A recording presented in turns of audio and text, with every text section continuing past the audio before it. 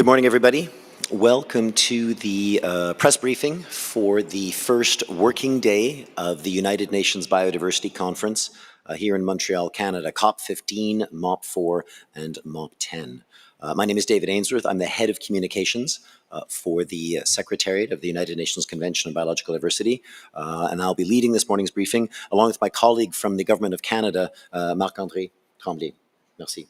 Thanks very much. So this morning, I'll take a little bit of time and let you know some of the things that happened yesterday, but mostly outlining the activities we expect to see at today's conference. And then my colleague Marc-André will make a few announcements from the point of view of our host, Government Canada, of what's on the go. So those of you who were following us the other day noted that we opened the meeting yesterday, both with the opening press conference at 9 a.m. featuring the COP15 president, the Minister of Environment of Canada, the Executive Director of the United Nations Environment Program, and indeed also the Executive Secretary of the Convention, Elizabeth Maruma Mrema. So you would have seen that interview. That press conference is available on our website and our YouTube channels if you want to look at an archived version. We then had the opening ceremony that took place between 3 to 5 p.m. yesterday, featuring the Prime Minister of Canada, Mr. Justin Trudeau, the Secretary General of the United Nations, the COP15 presidency, as well as representatives from the provincial government and the cities as well. It was quite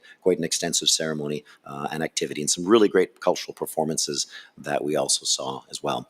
Today's when the meeting gets started, so we will start this morning at 10 a.m. with the opening of plenary for the Biodiversity Conference. So just to remind everybody, the way that the conference unfolds is work begins in plenary, where all governments are meeting. So all the governments who are present, and I believe we're up to 193 governments who are joining us here in Montreal. They meet, they look at the overall organization of work. That's where they do the final approval of any documents. So that meeting will start at 10 and it will run till 1 p.m. today. So that will open the three concurrent meetings. So first of all, it opens COP15, which is the 15th meeting of the Conference of the Parties to the Convention on Biological Diversity. They'll also be opening up the COP MOPs, which are the Conference of the Parties, meeting of the parties to our two protocols. Remember, under the convention, we have the Cartagena Protocol on biosafety that looks at the labeling, transport, handling, and risk assessment of living modified organisms. And then there's also the Nagoya Protocol on the fair and equitable sharing of benefits from the use of genetic resources of the planet. So those are also running at the same time. So if you're watching the plenary or the working groups, you'll have to pay attention to which item they're discussing in this case. So the morning's plenary is going to be, I think, for the most part, organizational work. We will see opening statements that I think are interesting for you to follow. So of course, the COP15 president, Huang Rongqiu, will provide statements, as well as Elizabeth Maruma Mrema, and also the Executive Director of the United Nations Environment Program. But then more importantly, I think we'll see is the statements from the different regional groupings who will talk about their expectations for the conference. And then we'll have extensive statements from other actors here. So that's both non-parties to the convention. In this case, I guess that'll be the United States and the Vatican. And then other stakeholders, Indigenous peoples and local communities, business, finance, youth, civil society, etc. So we'll have a variety of those statements, giving a sense to the world of where people will be, what issues they'll be looking at following up. So that's going to take probably about an hour and a half, up to about 11:45 after that. Then they'll speed through for the next hour. They'll approve the organization of work. And what that means is that they'll announce the chairs of the working groups, the two different working groups that'll take place in this case. Now, for the two working groups, I'll talk about them in just a minute, but we'll have there. The other thing the opening group will look at is the election of the chairs of the subsidiary bodies to the convention. So the convention has got two subsidiary bodies that provide information and advice to the convention between the meetings of the Conference of the Party. The first one is known as SPSTTA, or SUBSTA, and the SUBSTA is the subsidiary body on science, technology, and technological assessment, and it provides the scientific basis for the work we do under the convention. So the chairperson currently is Hezekiel Benitez of Mexico. His term has come to an end, and they'll announce a new one. The other subsidiary body is the subsidiary body on implementation, and that deals with questions of how do we implement these agreements on the ground in the different countries. The current chair is Charlotte Sörkvist from Sweden. She will also be replaced as well. The other question that'll be looked at, we'll be starting to look at the question of where the next conference of the party happens. So we've only begun this one. We're already planning moving forward. To let everybody know that COP16, which is planned for 2024, will be held in Turkey. So they will be making a statement of their plans for that meeting, and I believe they'll actually host a reception later to talk about that. COP17, which is planned for 2026, is expected to be hosted in a country in the Central and Eastern European regions. So nominations will be gathered over the course of the meeting, and we'll hear those nominations here and find out who's going to move forward on that one. We haven't had a COP in that region for some time. I believe we're looking back into, it was even COP4. It was a number of years since we've had it as well. Okay, just another announcement. The working groups will then start at 1 p.m. So the working groups is where they will really begin to tackle this agenda for the COP. 2 working groups. Working group number 1 will be chaired by Rosemary Patterson of New Zealand, it's expected. Rosemary Patterson. Rosemary's been with the convention for a lot of years. She's got a great deal of experience. She's sat in the Bureau for a long, long time. So working group, as I pointed out, it doesn't only address matters under the Conference of the Parties, but it'll also address matters under the Nagoya Protocol, and I believe there'll also be some things related to the Cartagena Protocol. So again, when you follow these discussions, you'll have to pay attention to what they're looking at as well.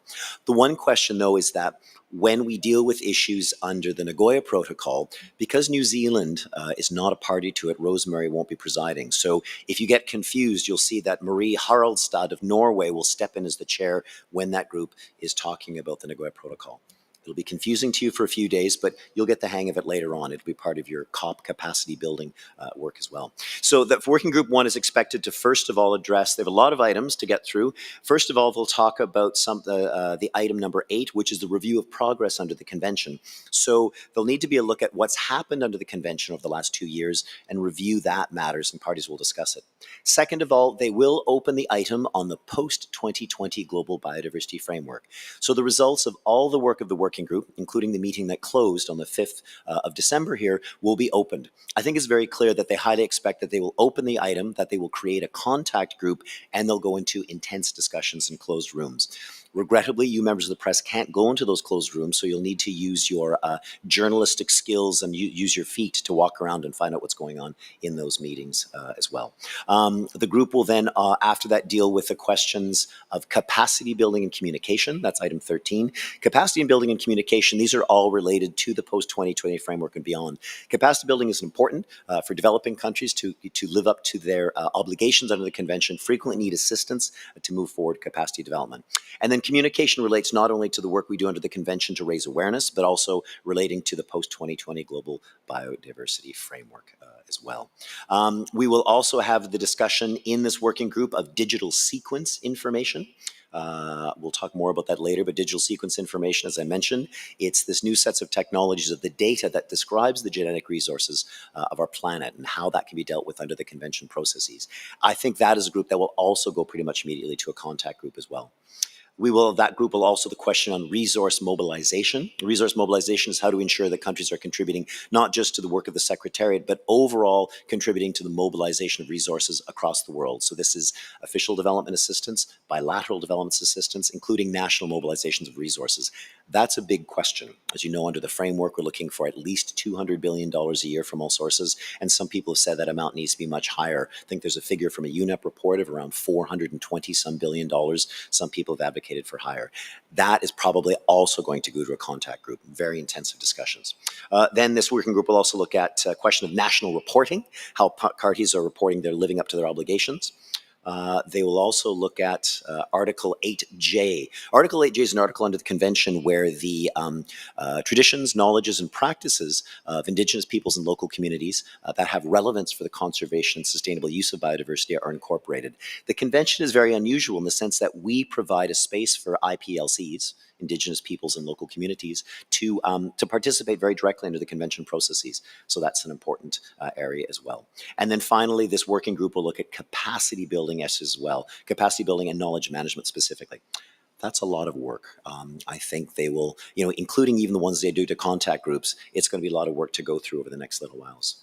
Working group number 2, which I believe is going to be chaired by a representative from Jamaica. We'll see how that is. I'm not sure. They'll probably announce in preliminary because those questions are on the go. So they will be meeting in parallel at 1 p.m. So these 2 working groups go at the same time. That second group is going to be looking at a lot of items under the Cartagena and Nagoya protocols. So first of all, they're going to look at the question for both Cartagena and Nagoya, the question of monitoring and reporting. How do we monitor that parties are living up to their obligations under this Cartagena protocol on living modified organisms and under the Nagoya protocol on access and benefit sharing? After that, they'll cover a couple of items under the Cartagena Protocol. First of all, a review of effectiveness. How effective are we doing under the Cartagena Protocol in terms of ensuring the safe transport, labeling, and handling of these living modified organisms? And then they'll discuss something called the Biosafety Clearinghouse under the Cartagena Protocol. One of the instruments under the Cartagena is this online resource called the Biosafety Clearinghouse, and it's a place where countries access or label their rules with regard to the transport, labeling, and handling of living modified organisms in an online area. It's where their legislation is packed. So there'll be a big part of looking at that. That clearinghouse has undergone a great deal of revisions over the last few years, and they'll move forward on that as well. Then we will go to the clearinghouse for the Nagoya Protocol, discussed as well. That clearinghouse also is important because it labels all of the access and benefit sharing agreements and arrangements that are made around the world. And again, it's important. So with regard to genetic resources, you should understand that so there are providers of genetic resources. I mean, it might be a local community, it might be a country, it might be a subnational entity. They need to put information there. And then there are users. Users of resources could be universities, businesses, governments, etc. And so this clearinghouse provides information so people can know the existing agreements and arrangements for that. And so there's an assessment of how well is that working so far and how much faster do we move forward on that. Following that, the working group will come back to the convention discussions, and they will discuss synthetic biology. So synthetic biology is a cover term that covers all of these new technologies that relate to the modification of living modified organisms, indeed the creation of life from data and other technologies. The implications in synthetic biology for the work of the convention are potentially huge. If we look at the notion of what's called the precautionary principle, where we want to make sure that any potential risks to biodiversity are really taken into account, this new technology, while it has the possibility to open up tremendous domains for us all, there's also the risks that have to be taken into account. Needless to say, the discussion of synthetic biology is also incredibly huge and fraught with a lot of differences of opinion. I think they'll establish another contact group on that as well. Then we'll discuss the marine item under the area. So marine biodiversity encompasses a lot of different areas. I think one of the main issues they'll be looking at is this question of ecologically and biologically significant areas in the oceans. These are the areas that are located beyond national jurisdiction, and they'll cover that and a lot of those other issues. So it's a lot of work on the go, and I know at one hand it's a bit of a mouthful, and I'm speaking very quickly, so you will have to review this, probably the transcript of what we're looking at here. But needless to say, as you go on, you'll become more comfortable with how these things are working forward. What else do I have for the day? Noting that at 1:15 p.m. in the China Pavilion, there'll be a thing called the Yunnan Day event, which is looking at how Yunnan province has been involved. So that'll be in the China Pavilion as well. The other thing I want to mention is some offsite events. So there's a group called Le Collectif COP15, the COP15 collective, Espace Génération Vivante, the space for living generations. It's a civil society collective that's organizing events in UQAM. So if you do Espace Génération Vivante and Collectif COP15, you can find their website and find a number of events that are taking place offsite as well. Press conferences for today. We have a lot on the go for today. So once I've finished here, I'll finish at 10. At 10:30, the European Union will conduct their press briefing here, and I do encourage all of you to come forward so you can have a chance to identify or see European Union's positions, outlines of what they're going to be working at here. That's at 10:30 here in the press conference room. On 11:30, I've got the Primary Forest Alliance is going to be doing a press conference regarding their global call for a moratorium on industrial activity in primary forests. So we'll take a look at what their call for moratorium is. At 1:30 p.m. in the middle of that lunch break, we are going to have a press conference by the CBD Alliance, which is a collective or an organization of civil society organizations from around the world. They want to provide their state of play on the the conference. So they're going to say this is what their positions are, the civil society positions with regard to what's happening here at the CBD. At 2 p.m., the Forest Peoples Program is going to have a press conference entitled Indigenous and Local Knowledge, Action and Contributions Key to the Success of COP15. So the Forest Peoples Program brings together Indigenous peoples and local communities from all over the world. And this press conference is going to give their perspective of what we're looking at, what's at stake, and how we look at the involvement of IPLCs in this. The last press conference I have indicated is at 2:30 today, and this is put together by the Global Justice Ecology Project. The Global Justice Ecology Project is going to be doing a press conference on genetically modified trees, the global status, risks to forest biological diversity, and Indigenous people. So that is obviously going to bring your questions of LMOs. It's going to bring together questions of traditional knowledge and questions of forest biodiversity. So indeed, that press conference has the chance to bring together a whole variety of other activities as well. One other point I'll just make before I let Marc-André give his comments, and I'll take questions afterwards, is that the results of the working groups, so in particular the final text of the post-2020 Global Biodiversity Framework, has just been posted in the middle of the night. It'll become a COP document eventually, but I will have my team, and I'll look for Terry. I think, Terry, you're back there. Terry's going to send that off to you by email, so at least you can take a look at that. And reminding you, that's the state of play for that framework text that'll be addressed by the COP as well. Still very messy, still brackets everywhere, and that's one of the reasons that the delegates are going to have a lot of work on hand. I'll take questions in a minute, but I think first I'll turn to Marc-André. He's got some things to tell you about what the host government, Canada, has got on the go. Marc-André, the floor is yours. Thank you, David. Hi, everyone. I will begin with a speech in French and then in English. Bonjour à tous. Au nom du gouvernement du Canada, je suis heureux de partager. Good afternoon to all. In the name of Canada, I'm very happy to talk to you about the activities of the Canadian government for today. This morning, the Canadian Pavilion has opened its door at 8:45, and the Canadian Pavilion, for those who do not know, is on the second floor here at the Palais des Congrès. So where you are at the moment, so you're invited, or the representatives of the different media are invited to go there to have a look. And during today, and this is going to be open until the end of COP15. Photos will be made available in the Flickr collection that has been shared with all representatives this morning regarding the most important facts. This was sent by the Canadian government at 10 o'clock. We've got a statement regarding nature with the Prime Minister Trudeau outside the Palais des Congrès. There will be a statement and the Prime Minister's office will make this available for the media. You'll have photos available if you need them. From 10 until 10:30, there is a plenary, the opening, the second part for COP15. The Minister Guilbeault will be there during the plenary today. And at 12 o'clock, there is an event regarding Canadian nature, a bus that will go through the country to collect messages to be handed over to Minister Guilbeault, and this is why Minister Guilbeault is going to take part today. These are messages from citizens. If you have requests, if you need informations, interviews, the Canadian government is here. I'm part of this team, and you can come to me. Otherwise, you can send me an email, media@ec.gc.ca. So do not hesitate. Feel free to do this. I'm happy to share with the media representatives here today the main activities involving the Government of Canada for the day.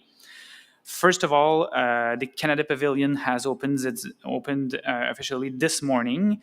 The Canada Pavilion, for those who don't know, is located on the second floor of the Palais des Congrès, the same floor at which you are right now. We invite all the media representatives to take a look at the pavilion as they are with us at the Palais des Congrès. And the pictures of the Canada Pavilion will be available in the Flickr collection that has been shared along with Canadian Daily Highlights, shared with all the media representatives this morning. And I forgot to add in French that this Flickr collection will be updated daily. So this can be also a very useful source of pictures coming from the Government of Canada for media. At 10 a.m., Prime Minister Trudeau will make a nature announcement outside of the venue of the Palais des Congrès. Prime Minister Trudeau, there will be a press release that will go live at the moment of the announcement, and the Prime Minister office will be able to provide pictures available for the media as well. At 10 a.m., there is the opening plenary of COP15 Part 2. The Minister Guilbeault will be on site participating to this event this morning. The Nature Canada Tour bus has traveled across the country collecting messages that will be shared with Minister Guilbeault in Montreal today at noon during an event. So at this event, Minister Guilbeault will be receiving messages from across the country. That's mostly it for the Canadian-related events today. If you have any requests for informations or interviews today or across COP15, feel free to contact me or the media relation teams that's on site. There's always representatives of the Canadian media relations team here on site at the International Media Center. So feel free to contact us. And if you prefer to contact us via email, you can always write to media@ec.gc.ca. Thank you. Great. Thank you very much, Marc-André. Thanks. So it sounds like you said there's just a few things. There's a lot on the go today. I'm looking forward to seeing that announcement. One thing, everybody, just because I was reading from my scripts and not paying attention, there's a major item that I didn't see here, and I'm going to ask my colleagues, including the people from TKNL Interactive, to note this, is that the Secretary General has announced a media availability this morning at 11 a.m. So there'll be a media availability here in this room at 11 a.m. So just letting my team know, because it didn't appear in my notes, we want to make sure that it's all set up for the other streaming, et cetera. But that's at 11 a.m. this morning, the Secretary General. I just have to warn everybody, it's a very fast event, so I don't know how many questions the Secretary General will take, but just letting you know that's going to be the case. Okay, so I'm going to look online. I'm both on the YouTube chat and also on the Interactio chat, and I don't see any questions there yet. Are there any questions from people in the room? Could the room attendants get a microphone to people there? I guess that's Patrick Greenfield of The Guardian. Yeah, room attendants, please always have the mics available for these because we don't have a lot of time to mess around. Thank you. I just wanted to ask about protests today and if you're expecting any outside, and if so, what numbers, and is a heavier police presence here today? So I believe that we have been informed that there will be a number of protests taking place today. I don't know the numbers as well, but I think some of you coming in this morning have found that there were, openings and closings of the security, I think, due to that as well. So I guess you'll just have to take a look and see what we are. I mean, it's not a very good day to protest. It's all rainy and kind of miserable out there. But yes, but thanks. Any other questions? No questions. Here it is. I've dressed down the attendants for making the mic available. There's no questions. There you go. Hi, just wondered if you could go over, you spoke about... Sorry, could you introduce yourself? Oh, sorry, my name's Phoebe Weston from The Guardian. Could you just go over the money thing about, did you say 200 billion? That's what people are asking for. I just didn't catch all of that. Sure, that's fine. So the overall discussion of resource mobilization under the convention. So in the context of a global biodiversity framework, the notion is that we need to mobilize resources from all sources indeed. So in fact, this means that we're looking at all the international flows, so official development assistance, bilateral assistance, work from the multilateral development banks. That's one part of it. But the other part is what are we doing at the domestic level in terms of biodiversity work, both for conservation, sustainable use, and equitable sharing of benefits. So the idea is the framework, the first number that was given in the original text was suggesting that governments needed to mobilize $200 billion a year from all sources. I just want to emphasize that people said to us before, they said, well, listen, if climate can't organize $100 billion a year, how do you expect to do that? There's a bit of a difference. The climate money is a sort of a direct climate fund at all levels. This $200 billion is from all levels. That's the initial source. The truth is if you look at the figures, we have currently between $140 to $160 billion a year organized at all levels for biodiversity finance. The notion is that if we hit 200, we can mobilize it. That's actually not very ambitious, is it? It could be a lot higher. But there have been other reports saying that if we really do want to make a difference in terms of all these targets under the framework, we should be mobilizing perhaps 400 plus billion. And I think indeed there was some negotiating from, in fact, it was Gabon in one of the earlier meetings suggested we need to go up as much as 800 billion. So remember what that is that's, money for protected areas. That's money for ensuring that biodiversity is mainstreamed into activities of different sectors, such as agriculture, forestry, fisheries, infrastructure work, etc. So that's an important part of is making sure we mobilize from those areas. The international community to date has done fairly well in terms of increasing resources at the international level. We've seen a doubling already and possibly again of international flows. So that's the official development assistance, bilateral work, the work of the multilateral development banks. That's really growing, but we're going to need to look at more. I think the big gap is how do countries themselves close that gap inside their areas as well. And one of the overall issues with this is if we're going to do this, the division seems to be some are asking for new money to come in and then a number of other countries are saying like, well, we don't have the space to add more money. Can we identify ways to repurpose or design existing monies so that it's useful for the biodiversity framework? And that's sort of the crux of this issue right now. How do we get new money versus how do we use existing money as well? So it's a question of, is it a bigger cake? Is a cake that's sliced differently or decorated differently? That sort of thing. Thanks. I've got a question online from Alice Pasqualato. Hello, Alice. I'm not sure what organization you're from. The latest draft of the framework. So, Alice, if you're an accredited journalist to the meeting, we'll send it to you by email on the email list. Otherwise, it's going to be on the pages of the working group for the meeting. But it will eventually become a COP document. So, if you go to the COP15 webpage and go with the documents for COP15, you will eventually see it. I didn't see it this morning, though, so my apologies for that. I have a question. Oh, in the back here. Yeah, go ahead. Hi, Jayla with CBC. I just wanted to ask, in terms of the protecting 30% of land and oceans by 2030 target, are there any standards in the draft agreement right now that look at what that protection, what that level of conservation should actually be? Is that well defined at this point? So that's one of the issues that's under discussion. The target that looks at protected areas doesn't simply say we need to establish this certain percentage. It indicates, and this has always been the case under the convention, that if countries will establish protected areas on land and sea, they need to ensure that these targets, that these areas are representative of the ecosystems, that they effectively protect the species and genetic resources that they need to as well. In that case, that they are well funded. And then the other element that we're looking at too is making sure that the creation of these zones indeed takes into account the rights and the needs of Indigenous peoples and local communities. And so that's part of the text. In some ways, that's the crux of the discussion. If any of you have looked at that text and you see all the brackets, that's the wording that discusses how it's going to be. Now, the other thing with this target is that 30% figure, that first starting figure there, that's a global figure. The important thing to know is under the convention, we set global targets, but each country needs to identify how they can implement them according to their own national needs. So in fact, when we talked about how we failed to achieve a lot of the Aichi targets, there were some countries that actually exceeded the Aichi targets, just at a global level we didn't. So what an individual country does is going to be important. But these are the important provisions that we need to look at. One more thing I'll need to look at too is when you talk about protection, the governments are now trying to explore what is an expanded definition of what constitutes protection.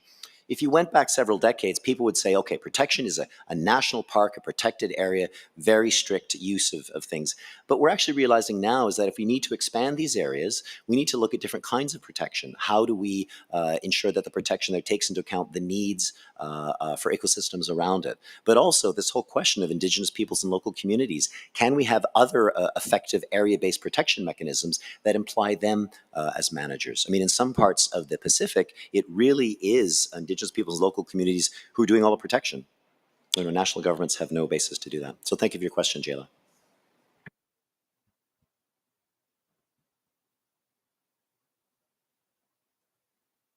I have 3 minutes.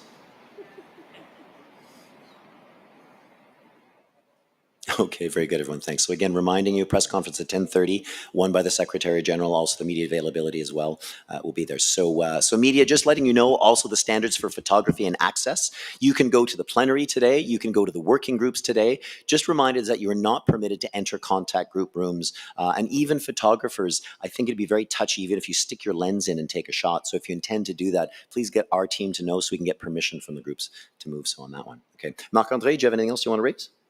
Okay, we're good. Thank you very much, everybody. Have a good first day at the UN Biodiversity Conference. Good morning. Thanks.